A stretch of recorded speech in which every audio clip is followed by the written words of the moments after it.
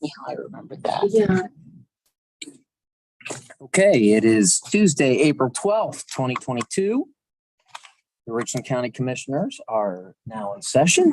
I'm Commissioner Vero, joined by Commissioner Banks, Commissioner Mears, our clerk Stacy Crawl, the wonderful Rachel Troyer from Central Services, our county administrator, Andrew Keller. And I believe we have remotely today Al Lawrence from the News Journal and a Ms. Christy Boyce. It's always nice when residents dial in, even if they have something mean to say about us. At least it shows they care. So welcome. And we'll get started on the 9:30 agenda. Had a lot of bidders for these, Rachel. We did. So we're here to discuss the fuel contract and the postage metering contract. And we should note for the record that we had one bidder for each request. So let's hope we're satisfied with what we got to a certain extent. Take it away.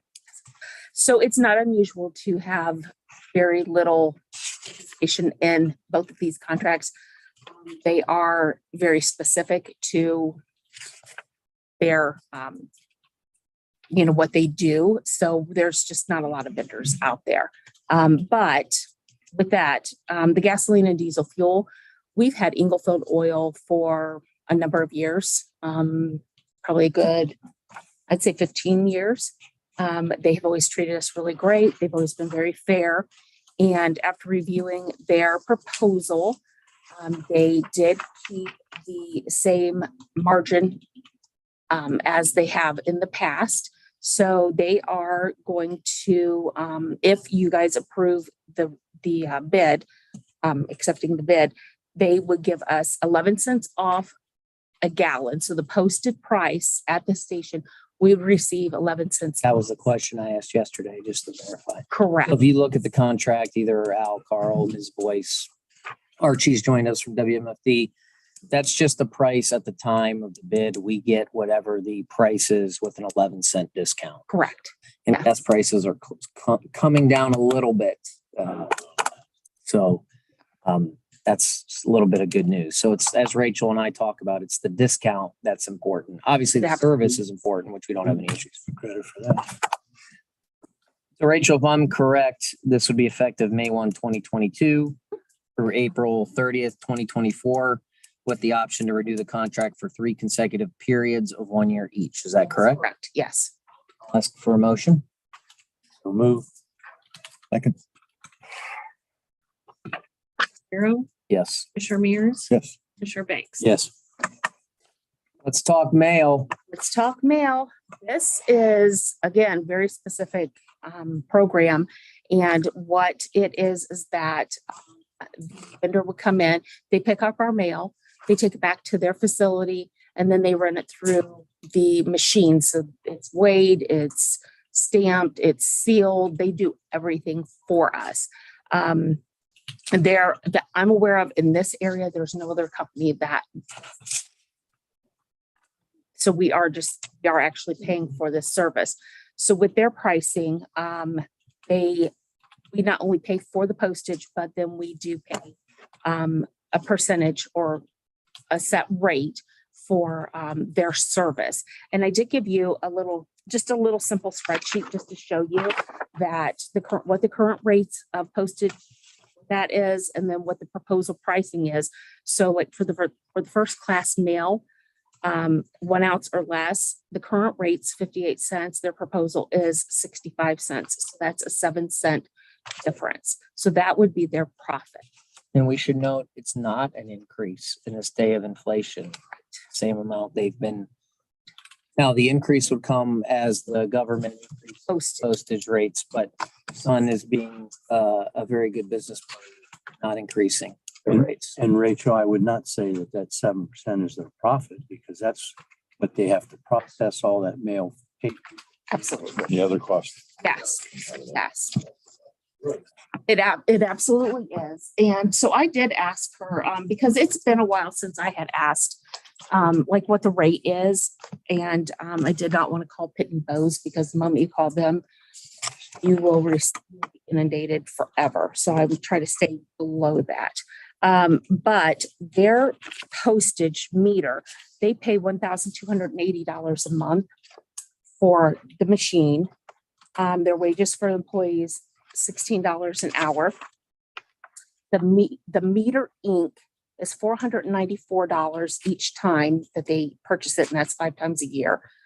The Sure Seal fluid is $57 per year, and the meter labels is $125 per year.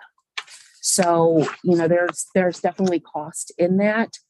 And that is one thing that we, for years, we've just checked into it to see if mailroom would be advantageous for us to start, and never felt that we could do it any better than one of these services would do. Because it's not just putting it through that Right. machine, it's taking it to the paper. It's standing there. So if you look at your certified mail and your registered mail, the up cost to that's paying that person to stand there in line waiting to get all of those things stamped. So They actually did us a solid. I know they're making some money, but if you recall, we had Rachel Not had, a bad word. no, but Rachel was standing at the post office for hours on end when the discount mail, we had a good relationship. Their owner got sick, and Sun has been good to us. They're not increasing prices in this time of inflation. They're great to work with. They're local. So this time I'll ask for a motion to award the contract to Sun Graphics for 2 years, effective May 1, 2022 through April 30th, 2024, with the option to renew the contract for 3 consecutive periods of 1 year each. So moved. Second. Rivera, Yes. Commissioner Mears, Yes. Commissioner Banks. Yes. Thank you, Rachel. Nice job. thanks. They're very good business partners. Yes, absolutely. Both companies. Stacy, just a note on the minutes, I'll ask for motion to approve. Facebook's actually 1 word, not 2, but it doesn't change the minutes substantively. So I'll ask for motion to approve the minutes from Thursday, May 7th, 2022. So moved.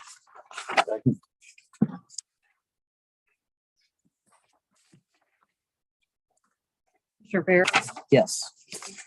Yes. Commissioner Banks. Yes. Motion to approve requisitions. So moved. What's the second? Both moved at the same time. We'll do it the same time. Thanks. I'll second that. Commissioner Rivera, Yes. Commissioner Mears, Yes. Commissioner Banks. Yes. All right, this is standard next. I'll ask for a motion to give permission for hunting and trapping at our Daystring property for nuisance animals. We do this every year. So moved. Second. Commissioner Rivera, Yes. Commissioner Mears. Banks. Yes. Okay, next up, we have a request from Adult Court Services to authorize the sale of 2 vehicles. We have a 2011 Honda Accord and a 2008 Chrysler Town and Country. Both will be put up for sale on Gov Deals. And then the money would go back into their sanction fund. These are non-general fund monies. May we have that motion? So moved. Second. Commissioner Rivera, Yes. Commissioner Mears, Yes. Commissioner Banks. Yes. Maybe our prosecutor would want to buy one of those, Carl? Little government humor there, little government humor. Next up, we need to accept the resignation of Vicki Miller, who was a part-time kennel attendant. And the date on that will be effective April 7th, 2022. So moved. Second. Commissioner Rivera, Yes. Commissioner Mears, Yes. Commissioner Banks. Yes. Well, if we lose one, we need to authorize the advertising for the position again. So motion, please. Motion. And second. Commissioner Rivera, Yes. Commissioner Mears, Yes. Yes. All right, next up, I'll ask for a motion to accept parcels for right of way for the Smiley Avenue Bridge Project. They're easements. Anyone want to do that? I'll make a motion. Second. Commissioner Rivera, Yes. Commissioner Mears, Yes. Commissioner Banks. Yes. Okay, next up, I'll ask for a motion to accept the utility permit application for Columbia Gas on Mansfield Lucas Road. So moved. Second. Barrow, Yes. Commissioner Mears, Yes. Commissioner Banks, Yes. And Adam goes busy today. All right, continuing with engineer items. Next up, we'll ask for motion to award the Applegate Road Box Culvert Project to Adena Corporation, and it came in less than estimate. So moved. You believe that? Quite a bit less. Second. Barrow, Yes. Commissioner Mears, Yes. Commissioner Banks, Yes. Okay. Next up, our EMA stores hazmat materials in a trailer that's actually been it actually is the property of Madison Township. We just use it forever and a day. Madison said, hey, if you guys want it, you can have it since you've been using it and we don't have a need for it. And we got Mr. Keller and the Madison Township trustees have generously agreed to sell us their trailer for a whopping total of $500. And so I'll ask for a motion that we approve the agreement with Madison Township for the purchase of the trailer. Nice trailer for $500. Yeah. Second. Commissioner Barrow, Yes. Commissioner Mears, Yes. Commissioner Banks, Yes. Okay. Moving along. All right. Next up, we have an add-on. This is from Charlene Newman, who's our JFS director. She's asking that we approve the hire of Carol Ann, that's a hyphen, Stacy, Carol hyphen ANN Klein with a C, to be a unit support worker with a starting rate of $15.45, effective April 28th, 2022, for a period of 4 months. So moved. Second. Commissioner Barrow, Yes. Commissioner Mears, Yes. Commissioner Banks, Yes. Okay, that is it for our logistical items. Al, Carl, Ms. Boyce, anything before we recess?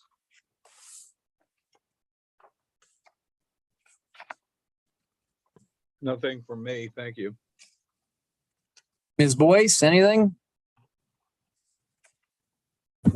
Nothing for me, thank you. Any reason why you're dialing in? Or are you just a civic-minded resident who loves government and progress? I actually have to attend a meeting for one of my college classes, a public meeting. So I chose Aw. this. And I thought you were going to say you love government, but I guess I we're just do. I college like friends. government. I got to see the process of what goes on in my community today. Look at that. 13 minutes we blow through that. And people say government isn't efficient. Make sure your paper for your professor notes that. And we will be coming back at 10 Yeah. o'clock. And you'd be always welcome to come down and see us in person. Hello. So all right. We'll recess at 9:43, come back at 10.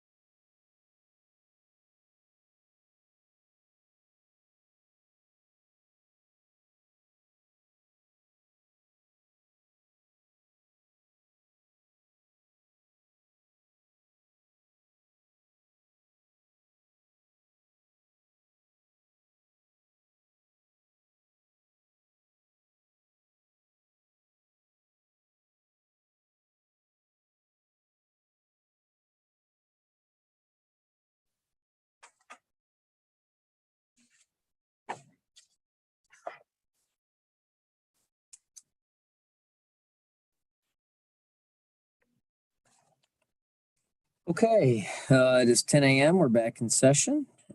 Your Richland County Commissioners are joined by the wonderful Jodica Shetty, who heads our regional planning group, and she does an excellent job. We need to recess, even though we came back in session, so we will do so. Now we will go into public hearing for the Cdbg Plymouth Storm Improvement Amended, and this is where we turn it over to Jodica, who's much smarter than us, who can explain this better. Thank you. So what we're requesting to do is a scope change for the Plymouth Critical Infrastructure Grant that we were awarded.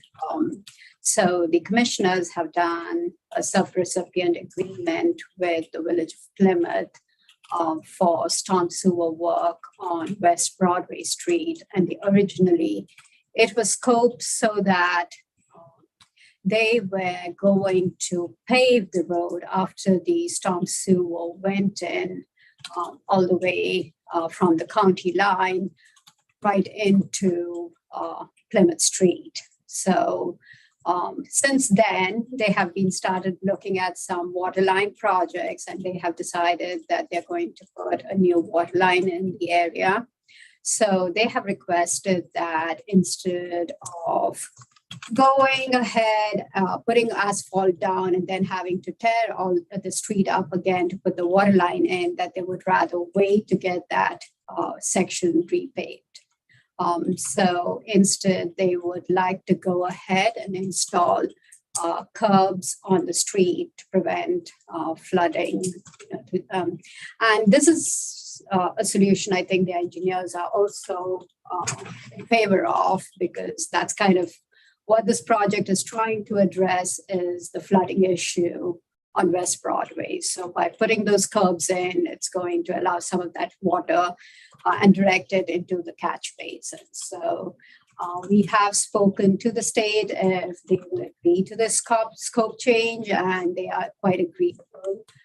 Just a point of note is that this work, which was the repaving work, is being paid by the village. It's not being paid by the grant. The grant work was still paying for the storm sewer, and it's paying for the additional catch basins, and that scope remains. The only request is that the village, instead of putting that payment down, will now build curbs instead. But since it's a change to the scope of the project, overall, we're required to still have a public hearing and solicit any comments if there are any. Questions for me? It all makes common sense. Sure does. Yes, why tear up good asphalt? Easy decision. Maybe we should send the people of Plymouth to. So Jodica, what do you want I guess we gotta take, do we need to take any action in the public? No, we would eventually do it in our meeting. So this is just a public hearing on it. Al, do you have any questions? And if you can recommend, if you then make a motion to go ahead and submit an amendment to the grant, I can go ahead and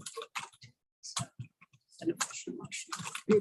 Jodica, I'm not sure I heard you correctly. I thought I heard you say something about they're doing curbs instead of storm sewers, or in addition to?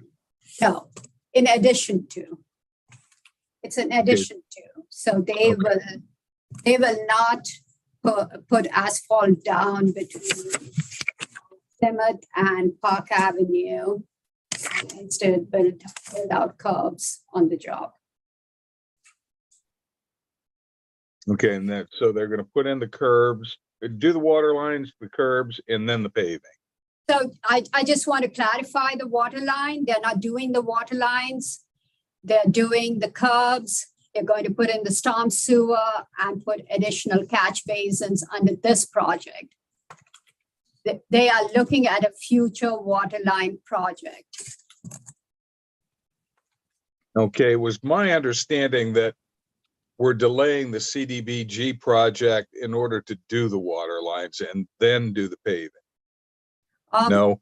No. So we are not going to. So when we initially proposed the project, we were going to pave West Broadway right up to Plymouth Street.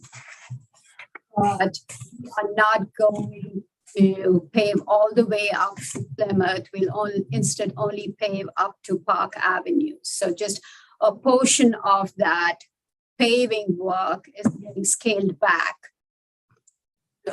The section of the road that the future waterline project is going, is being scoped for. So they're just not doing as much paving as they had initially planned. That's the gist of it. Okay, that's what I really needed. Thank you. Okay. All right, we'll adjourn the public hearing. Now 10:05, we'll go back into session. Jodica, you want us to take some formal action here? Yes. What exactly would you like the motion to be? To submit an amendment to the Cdbg critical infrastructure grant to amend the scope of services. I want to make that. So moved. Second, Commissioner Barrow, Yes. Commissioner Mears, Yes. Commissioner Banks. yes. Okay, moving right through.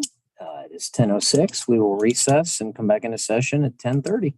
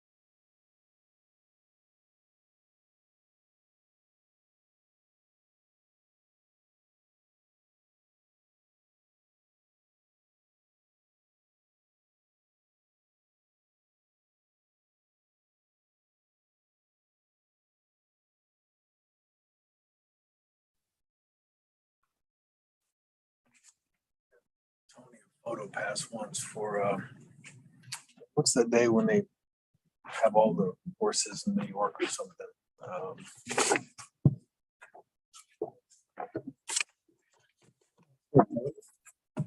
It's a national. Travelers? It's like at the end of the year. Okay. It is 10:30. Rich County Board of Commissioners are back in session.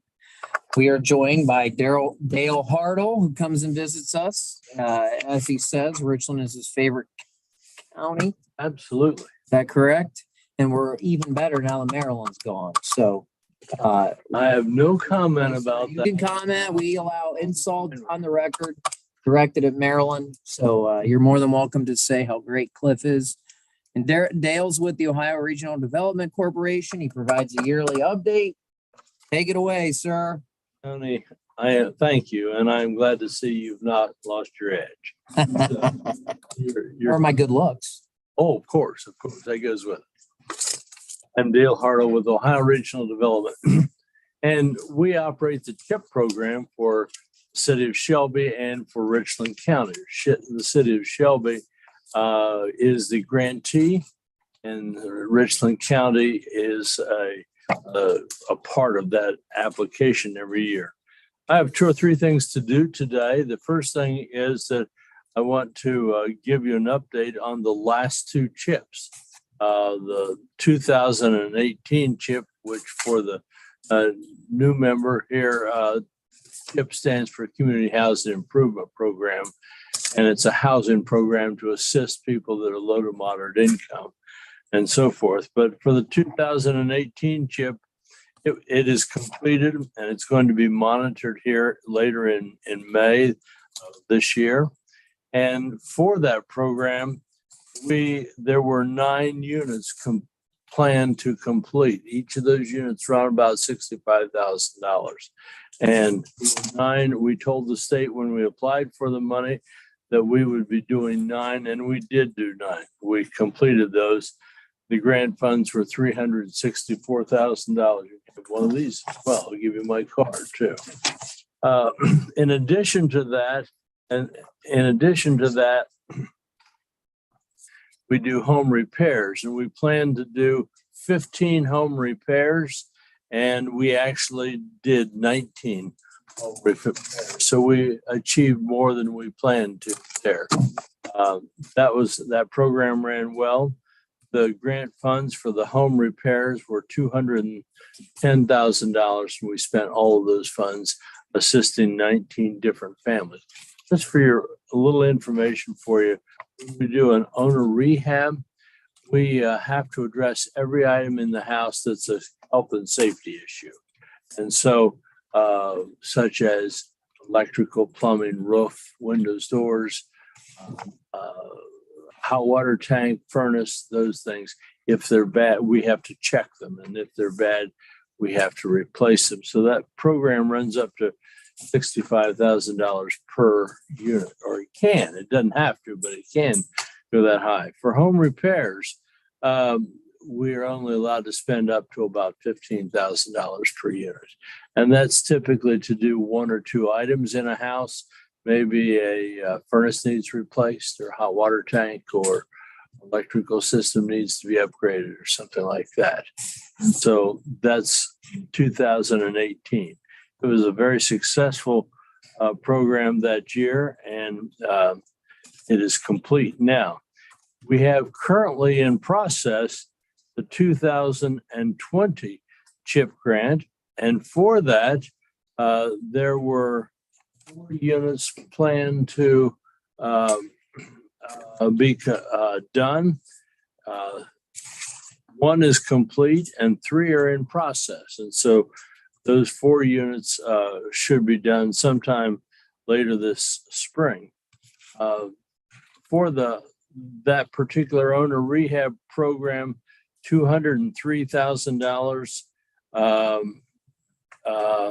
has been in process and should be done later this year. The 2020 grant is not slated to be finished. It's not terminated until April the 30th of 2023. So we have a whole year to go on that, but we're running ahead of schedule, and we're pleased about that. There are home repairs in that grant as well, and there are 6 units are planned for the home repairs. 3 have been completed, 2 are in process, and that would be 5, and we have another one coming a little bit later this summer, and then that grant will be completed. So that's a little review for you of the CHIP program. I'm also here to talk to you because you receive federal funds as well as state funds in these grants. The federal government wants us to give you a little update or a little few words of reminder about the fair housing programs or fair housing for the state of Ohio. Fair housing relates to the equal and fair treatment of people as they seek to obtain housing in a variety of settings. There are 7 groups or classes of people that are protected by the fair housing laws. That means you cannot discriminate against any person that falls into one of those 7 protected classes as they seek to obtain housing, either in the process of purchasing a home, renting a home, or obtaining a loan to purchase a home. They cannot be discriminated against. The federally protected classes are you cannot discriminate against someone because of their race, their religion, their color, their national origin, their sex, familial status, or their disability if they have one. Those protections are guaranteed by federal law. In 2008, the state of Ohio added another group to be protected, of protected people to the list, and said that you cannot discriminate against veterans if they are. And I think that's a wonderful thing. They may go off to war or be called up for duty, and the government doesn't want them to be evicted because they've missed a house payment or something. And that's a wonderful thing. They're serving our country.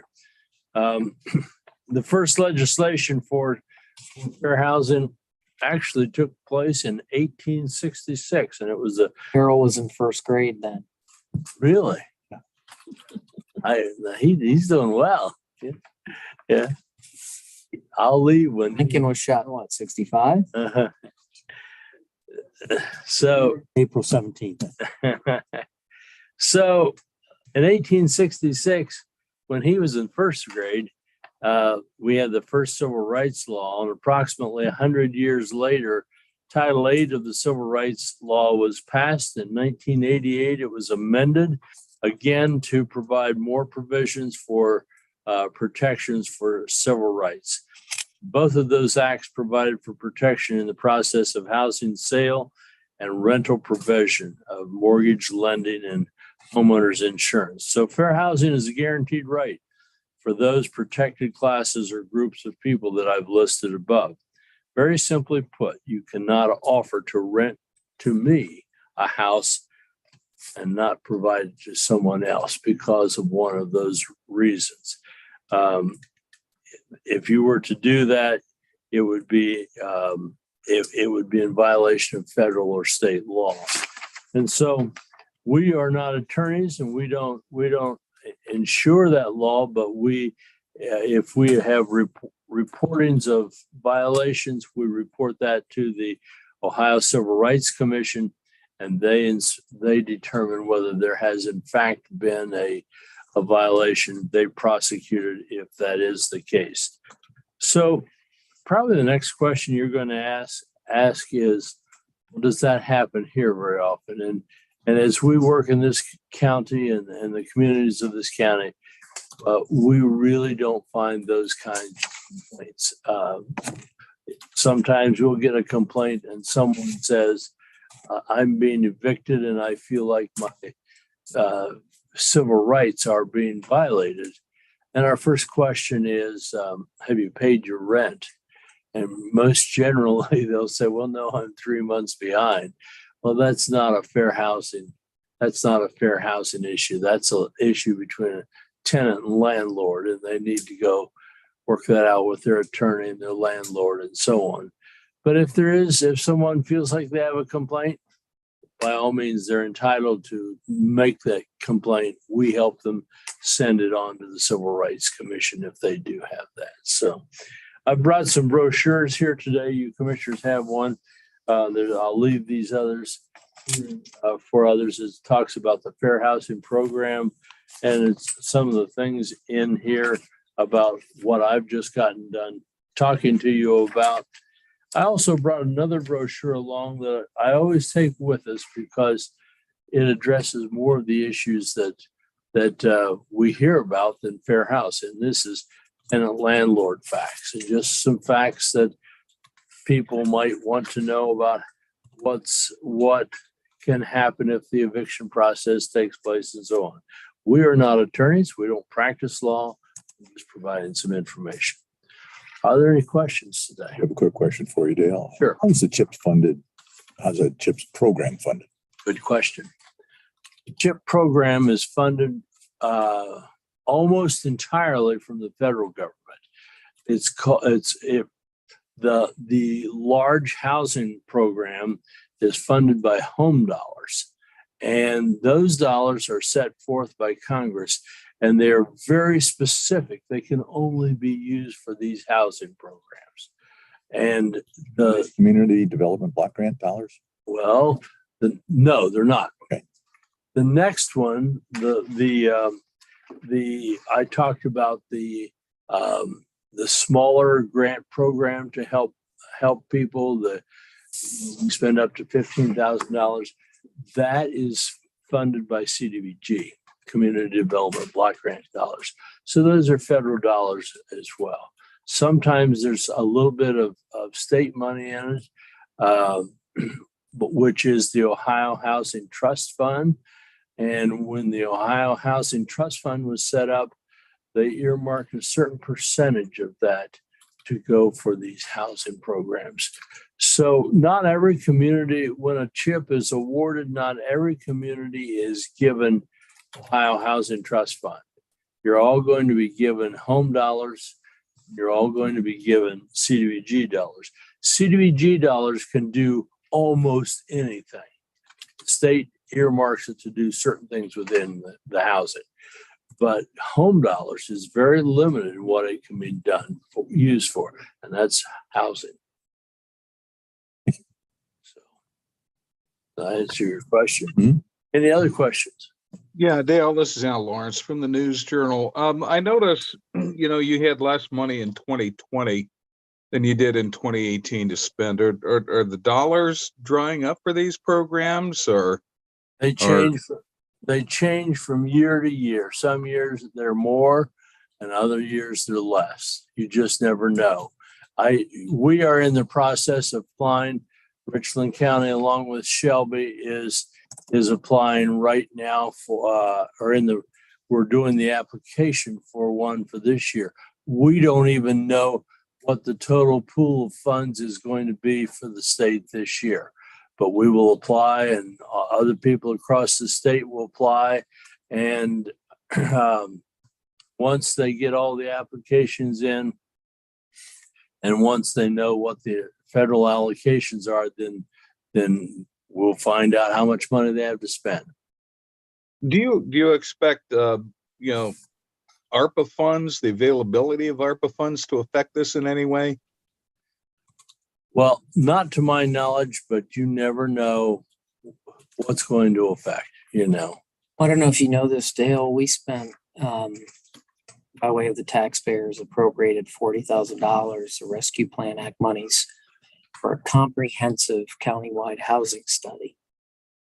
And we're actually going to start to see some of the little bit of results and some action plan items here in a couple weeks at the Agency on Aging. So we have, you hear things, you see things from a statistical standpoint. We hear that as we are actually growing for the first time in a while, not substantially, but our population actually went up.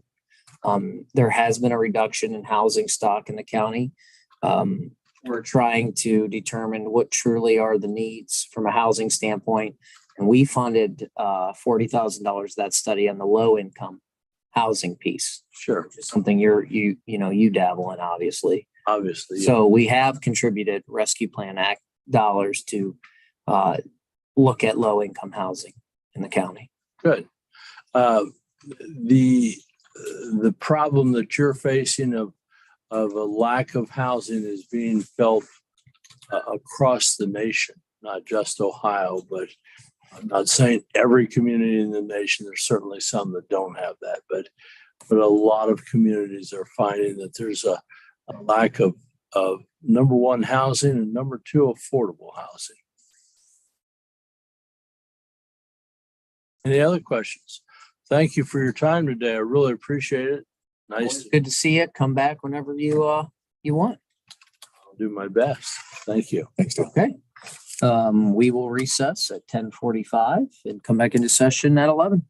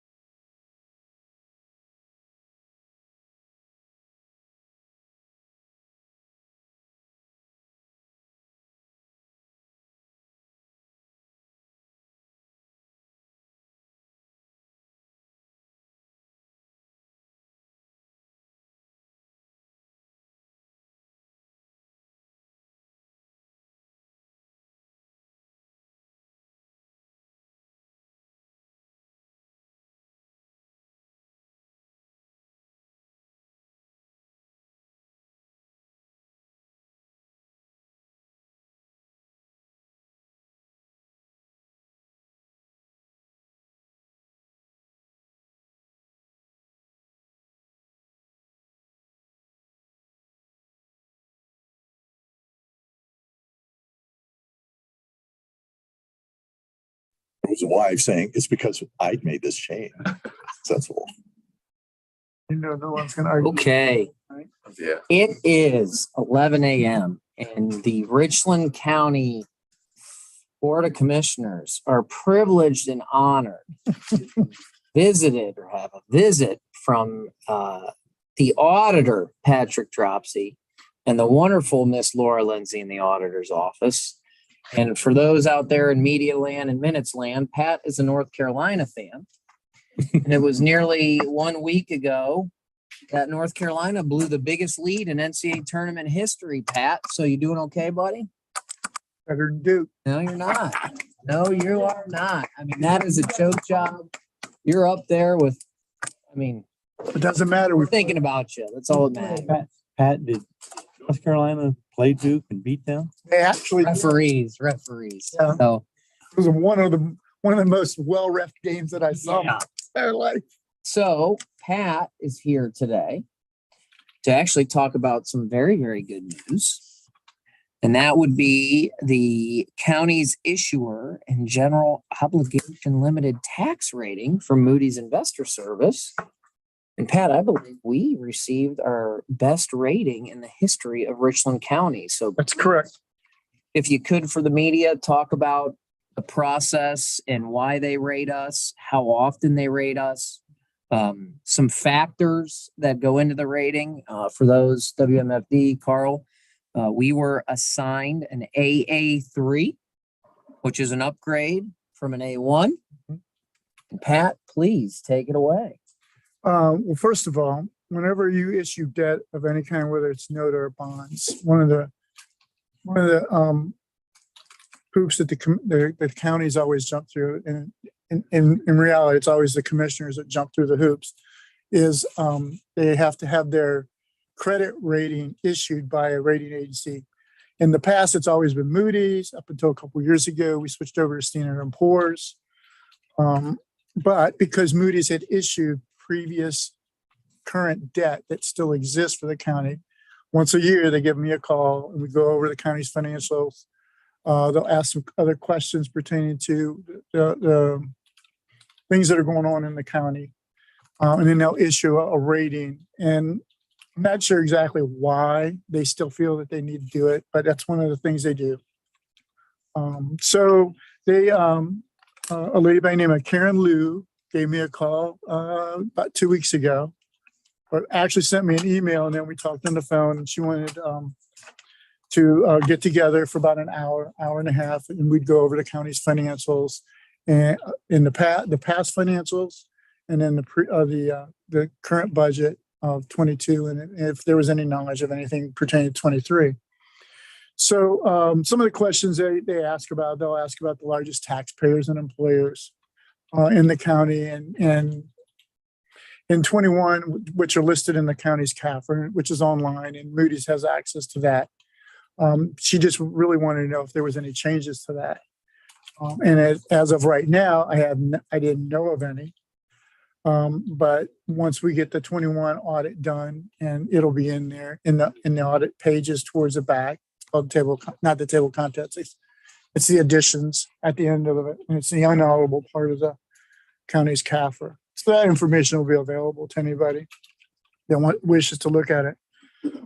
She wanted to know, one of the main things they asked about is tax appeals, if there was any significant tax appeals. And currently, the county has 2 tax appeals that are pending down at the Department of Taxation, and that's with Rover Pipeline. They appealed their value for last year, and they've appealed their value for this year. And it's a public utility personal property value, which is a current value, unlike with real estate. Real estate is always a year behind. And there's some different rules regarding public utility, personal property. For one thing, we can't call down the taxation to find out where we stand in that appeal. That's not public information, unlike real estate. So the best I could give her was that Rover has appealed.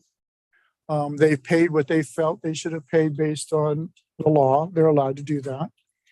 They did that both last year and this year, but they did not pay their full bill as it was issued.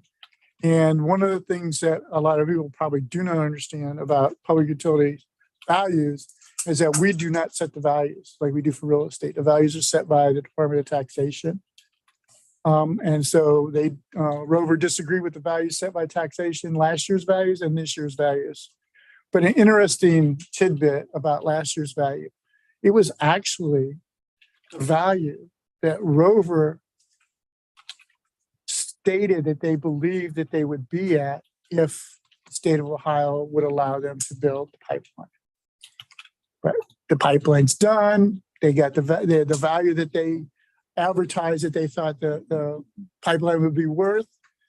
Taxation gave that value. Well, Rover is appealing that. And like I said, they both appealed last year's and this year's, and no decision's been made. I think we also need to be clear when we talk about the appeal of the tax value, because we've actually received a couple emails from residents saying, "Oh, you're living off all that pipeline money." And as we've corrected, those tax dollars do not come to your Richland County government. So while it may be a significant tax appeal, Right. those are taxes that don't come into this government's bank account. Well, we do get slight amount. Slight amount, Yeah, but if- divide 2 mills by correct. 71 or 83, depending on the taxing districts. But the You're not getting- vast majority of those monies do not come to Richland County government. Is They that go to Shelby schools and they go to Crestview schools. We only have about 5 taxing districts that have Rover in it. so? We need to be very clear that isn't. That's We aren't getting wealthy off of the Rover pipeline. By we, I mean the Richland County government. that's true. So we need to clarify that for those people listening.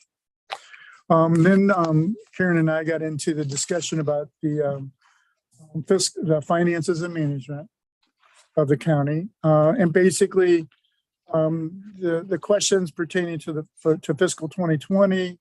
My short answer to her was that the CAFR's online. It's available. We were certified by the state auditor's office with a good audit. And there were no issues pertaining to that. 21's audit is in the process of being audited by the state of Ohio. And that should be done sometime towards August, September. It just depends on whether or not there's any issues that they have to revisit or anything like of that nature. Usually there's not, but you never know. One of the things they were extremely happy about was in 2020, the ending balance of the general fund was 5.6 million. And in 2021, the ending balance after encumbrances was 7.8 million, which is something that New York, which is basically who we're dealing with. And those are the people that deal with the bonds and of that and things of that nature. They were very happy with the increase of the fund balance. Once again, I pointed out to them and sent them a copy of the commissioner's policy of their budget policy as far as the general fund goes, and that is they do not spend any more money than what comes in, and they have gone overboard over the last several years in building the rainy day fund and in building the capital projects fund, which we're reaping the benefits from that now to where we don't have to dip into the general fund or any of the other special revenue funds when you want to do a capital project. You guys have done a wonderful job in building those up. And from an accountant's point of view, that's like the best news in the world for me. Getting all that, Carl. Al, you getting that? But, and I did point out to her that you guys have lived with that policy that was done when you two and Marilyn was the first year that the three of you were together. We did talk about the stimulus monies. So she asked some questions pertaining to that and how did we handle that? And basically, I detailed the way we dealt with CARES. And that was, once the department has spent the money, and I had to point out to her that it was a reimbursable grant. It wasn't an upfront grant. Once departments had spent the money, then they had to make a request to the county commissioners. Once that request was made to the county commissioners, it'd be a public meeting. Each individual request was handled as a separate transaction. And then we just built a binder or a book or however you want to describe it for the auditors. And they had no issues with the way we handled that last year. We handled the same way for the remainder of the CARES for 21. And that's the way we are handling ARPA, handling that the same way as far as each individual transaction or request is being handled as a packet. And once you guys approve that and the check is cut, we have a packet that's put into a binder and it's available for the auditors whenever they want to see it. And now, Archie, Carl, we need to be very clear. When they reviewed our books and we talk about our carryover balances, our capital project balances, and our rainy day fund, not 1 cent of that money is Rescue Plan Act dollars. So while we are sitting in a good position from a liquidity standpoint, for those out there might say, well, that's because all that money is flowing down from the government. We need to be very clear. Those balances do not include our Rescue Plan Act dollars. So we also have that money at our disposal to the tune of $10 million to use for government services. So those 3 balances do not include our Rescue Plan Act. In fact, both of those grants forbid us to put it in the general fund. Correct. We had to create special revenue funds to put that county's portion in. So Tony is correct in saying they're not part of those balances that we have. Then we got into some discussion about 2022. I sent her copies of our budget so she could see where we were budgeted at. And she asked some questions off the top of her head about, you've increased your sales tax by almost $2 million. And I believe that the reason why I was able to do that was because of the internet sales tax. And our growth. Our growth, yes. But it's still, I believe that in the discussions with her, I pointed out that, we have, our sales tax has grown even in bad times. And I used 2019 and 2020 as an example, that even though the governor shut the state down because of COVID, we still had an increase in the collection of sales tax. A lot of that had to do with the fact that the internet sales tax started during the end of 2019. The only thing I can't do is I can't sit here and tell the public, tell you, or tell anybody else what portion of our sales tax is internet and what portion is over the counter, because the Department of Taxation does not give us that information. Still waiting for that. Yes, we are. Then we went on about debt, and I basically told her that as of right now, there is no plans for issuing any new debt. In fact, in the last 2 years, the only time we dealt with debt was when the interest rates were low, and then you guys refinanced to take advantage of that. After that, we just talked about if there was any pending litigation, like we do with the auditors, and there's really no significant or material, and that's what we deal with. We deal with materiality, and there's no material pending litigation. So that was pretty much, it was about an hour and a half conversation. She asked some follow-up questions, and the follow-up questions pertain to ARPA. And I'm not sure where she acquired her information, but she had a listing of different, she called them appropriations for ARPA. And I had to point out to her that, number one, the $16,000 check that was cut in 21 was the only ARPA money that was spent by the county in 21. So the rest of the information she got was not correct, that there was more that was spent in 21. Outside of that, we were fine. She made her presentation to the board at Moody's. They came back and gave the county the best rating the county's ever had. It just, from my perspective, it just gives the investors that bought the bonds comfort in knowing that the county is in a very good financial position right now. And that's about it. And if you could speak, I had a conversation with Andrew and you. Obviously, we don't just want to highlight our strengths. We want to look at our weaknesses or challenges and look to improve. But one of the things that the report listed as a credit challenge was the exposure to 2 underfunded cost-sharing pension plans. And I know, Andrew, you and I, that irks us a little bit. First of all, that's a totally false statement. I pointed out to her that it was a false statement. Most people, okay, Ohio is one of the few states that the government employees do not contribute to Social Security. They contribute to a pension plan. In the state of Ohio, there are 5 pension plans. Our employees at the county level, most of them participate in PRS. There's a few that will participate in STRS, but for the majority, a good, 97, 98% is PRS. And for years, I've had an issue with GASB 57, which basically forces us to put as a liability in the financial report what PRS has determined based on the rules of the government, the federal government's rules on what is considered a liability. And finally, in the discussion with her, to make my point, I just asked her, I said, do you contribute to Social Security? She said, yeah, I do. And I said, so everybody at Moody's that contributes to Social Security, when Moody's does their financial report at the following year, then that's a liability for Moody's. And right away she goes, well, no, it's not, because I go, that's my point. Exactly. Once that money is taken out of an employee's paycheck and the employer's share is removed from the budget and sent to PRS, there is no liability. The county has nothing to do with that, no matter what happens.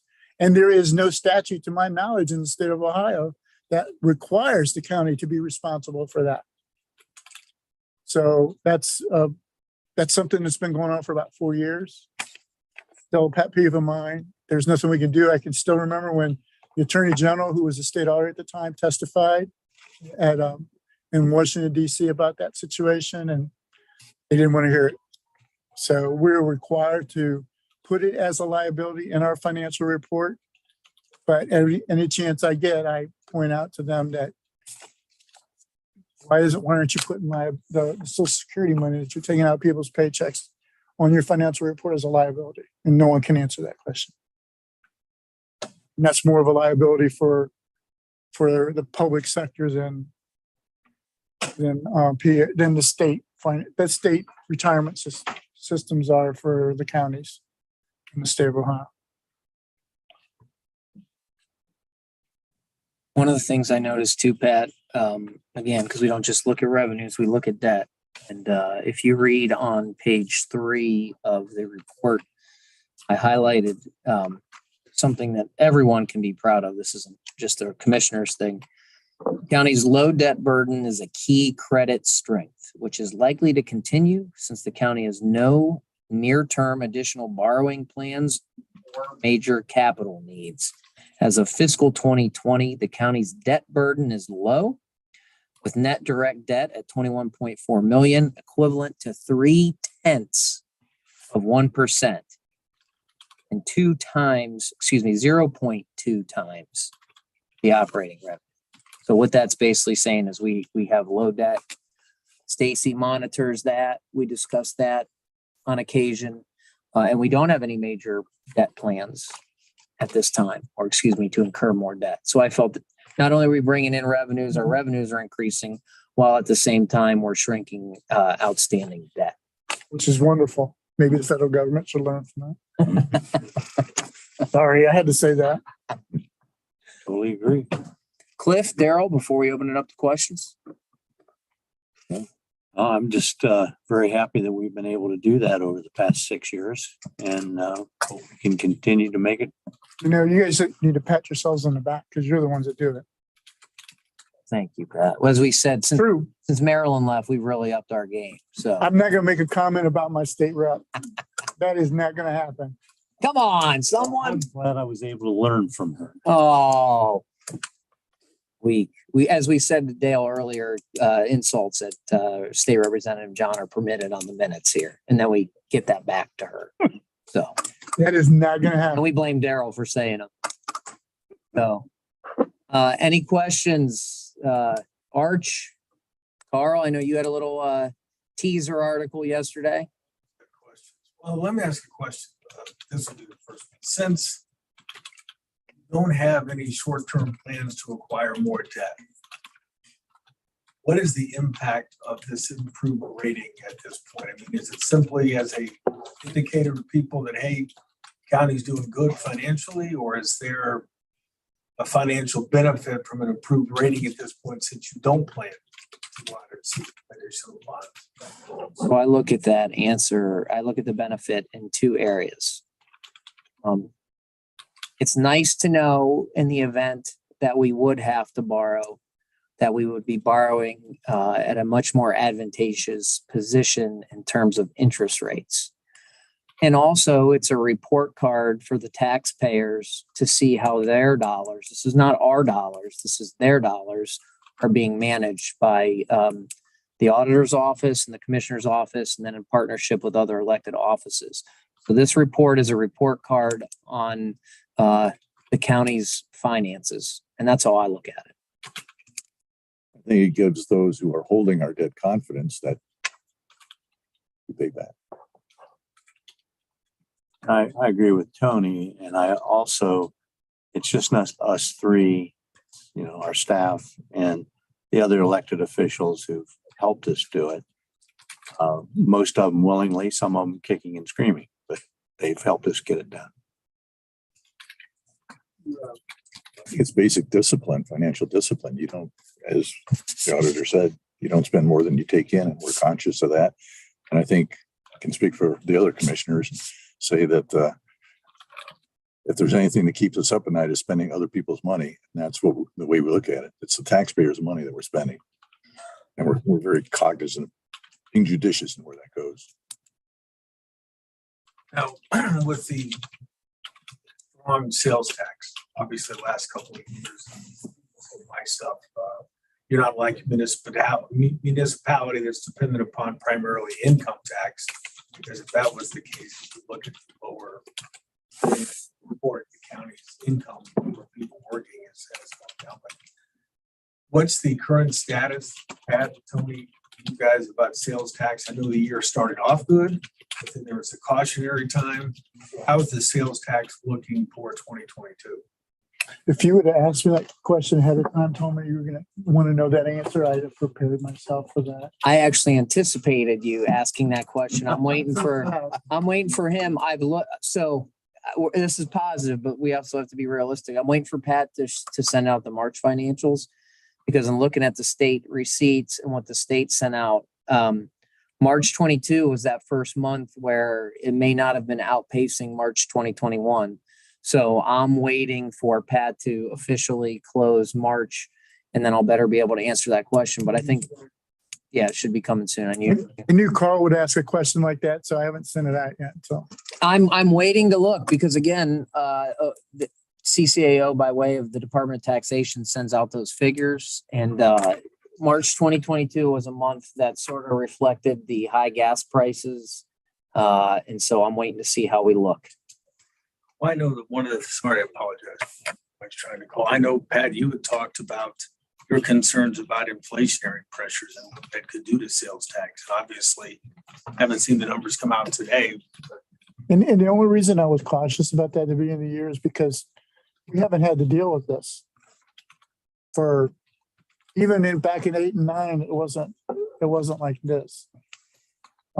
So it's like unknown territory for the majority of us. I mean, when the last time that we had gas prices at this high, I was in Korea.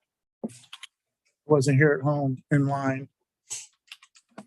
I didn't speak ill of the president at the time because I wasn't allowed to. And you know how that is, Carl. No, I mean, it's just one of those things. I'm cautious from the perspective of it's something that we haven't had to deal with for a very long time. And I just try to keep that fresh in everybody's mind, at least within county government, that, we just need to kind of not consider business as usual, but let's just be a little bit patient and, things that we might want to deal with in our budget. Let's maybe hold off a little bit and let's just see how things turn out. I've always told the commissioners that I never want to do anything, or will I ever publicly require, or maybe not, I shouldn't use the word require, that I wouldn't publicly request that the commissioners spend money that it might not be in the county's best interest because of what goes on in the economy. This is new territory for a lot of us. I mean, I know a lot of people were around in the 70s and in the early 80s, and they had to deal with that situation. The only thing I liked about it is I had some nice CDs that I would send money home from my paycheck, and they would go straight into the CD. And I believe, if I remember right, they were double digit. I was even looking at our portfolio balances yesterday in preparation for this meeting. So it's because it's a unique time. I'm monitoring our portfolio performance. We'll know more in the next couple months, Carl. You got to remember, sales tax trails ultimately 3 months. So we're starting to come into that increased inflation time. So the next couple months are going to be key, and we'll have a better idea of the impact on the inflation and our finances. Is the fear, Pat, that inflation continues to rise or holds at current levels, that people will stop buying and spending as much because of it? I mean, obviously there's a benefit. That would be somebody's fear. It's our fear because we live off a sales tax. The sales tax in our county has a history, even in bad times, of at least not when it drops, it doesn't drop that much. Now, will it continue with that history? I don't know. That's probably my cautionary tale is let's wait and see how that plays out. This is new territory. I'm sure that there will be some people that will be cautious about what they purchase because they don't know what's going to happen. It's a hard question to answer because you're asking somebody to put themselves in 120,000 people's minds. And how are they going to 125,000? We're just a shade under 125. 120,000 plus. It's like 124,930. But, and which is really hard, because people are different. People have different values. People have different desires. People have different viewpoints. So, I'm sure there'll be some people will be cautious. I'm sure that there'll be some people that won't be cautious. I would think the majority of the people in our community would be cautious until they see how things play out. I mean, I still buy the groceries I want. I don't drive as much as I want. I don't like the fact that when I go to the gas station, I'm paying maybe 40% more for gas than I did 2 years ago. And about the only thing I can say to give myself a chuckle and to keep me from getting upset is that, tweets never bothered me. What else can I say, I mean, It was announced today by the federal government that our inflation rate is 8.5% above last March. And I would think most people are going to try to buy less. They're going to spend more, but to buy less. But I'm interested when Pat sends out that report. And by the way, the president at that time, I said enough for both of us. 70 when you were in Korea. I appreciate that. I was already back by then. Appreciate that. Pat, I've got a I didn't even know you were here. Yeah, I'm Who here. is it? We try to forget that he's there. Yes, sir. Getting back to the rating itself, I go way back in county government, and wasn't so good. What is the difference? What made the difference in the rating between past and now? Was it the economy? Was it county policy? A little bit of both? It wasn't the economy. It was county policy. It was the financial balances. And it was the way the county has handled is the way the commissioners have handled the county finances for the last 6 and 7 years. The balances are better than they've ever been. They have put themselves in a position that if we have an issue like we did back in 9 and 10, that they don't have to scramble and they don't have to stay up late at night trying to figure out how are they going to make payroll. I can remember one of the first meetings that we had back in 11 was we're not sure if people are going to get laid off or not. Well, the current commissioners, when I say current commissioners, I will put Marilyn John in there because he was part of it, plus the fact that it irritates Tony. But the bottom line is commissioners have put themselves in a position that they don't have to constantly talk about layoffs or the effect on a short term with a bad economy. I mean, you guys were here in 11. You guys know how it was. At the end of 10 and beginning of 11, the county's doing their budget. And that's all the commissioners wanted to make sure everybody was well aware of is not only do we have to cut budgets because we're not going to get as much money as we previously have, but you might have to cut people, and that's the worst thing in the world to do. Al, it's funny, as wordy as these reports can be, ultimately it's fairly simple financial principles. Correct. Spend less than you take in, you increase your bank accounts, and you reduce your debt. And generally, when you do that, you're going to get a better credit rating. And it's a benefit to the taxpayers too, because the time period the auditor is talking about, there was nearly monthly conversation about, do we increase the sales tax? So by conservative fiscal management by the commissioners and the auditor, we're able to avoid having to ask the voters for more taxes. Funny you say that. I received a call from a resident this morning who's in business, inquiring about the commissioner's appetite for increasing sales tax. And I said, are you kidding me? One day after news broke that the county's in its best financial shape ever, you want us to increase taxes? I said, you're calling the wrong group of commissioners, I told him. So it's funny you say that, Andrew, because I received a phone call about that this morning. And I said, yeah, no chance. At least right now. I'll never say never. Read my lip. That's right. I'll never say that. You kidding me? Cost him the election. Never say never. You think this change by Moody's will affect Standard & Poor's rating? Well, we just had a refunding rating out, if you recall, and that got bumped up too. Okay. Since you have all this good news, any thought about refinancing any of the debt to take advantage of the lower rates, or? Not now, they're going up. Interest rates are going up. The rates right now are not as low as they've been.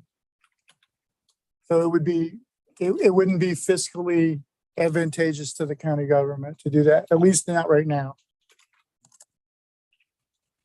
Okay. And you were talking about the current economy. Do you think the county is able to maintain its good financial policies with the potential problems with the economy? Well, Al, we're going to keep with the same financial policies that we have set in place. And what's going to happen to the economy, we have no control. And obviously, DC doesn't want, they want control, but they don't want to do the right thing. So we'll hang in there and do the best we can. But our policies will not change. It's funny, Al, and we're always mindful when we speak of us. We don't want to speak about how other elected officials, other governments manage monies. And there are always those rare circumstances. But to me, you always start at you spend less than you take in. And that doesn't include your carryover, right? That's your bank account. So you just start with don't spend more than you take in. That's personal, business, government. I mean, that's how we started, right? When we took office, we said, where's our policies on spending? And Stacy said, we don't have any. Still hanging up. So we literally started with don't spend more than you take in. And we went from there. Okay, it seems to me the other part is don't take advantage of your excess. In other words, don't go out and spend it just because you have it. That's correct. I think that's all the questions I had. Okay. Well, Pat, thank you. Laura, it's always good to see you. We're happy, and I'm sure Archie has some questions for Cliff. So at 11:35, we will adjourn.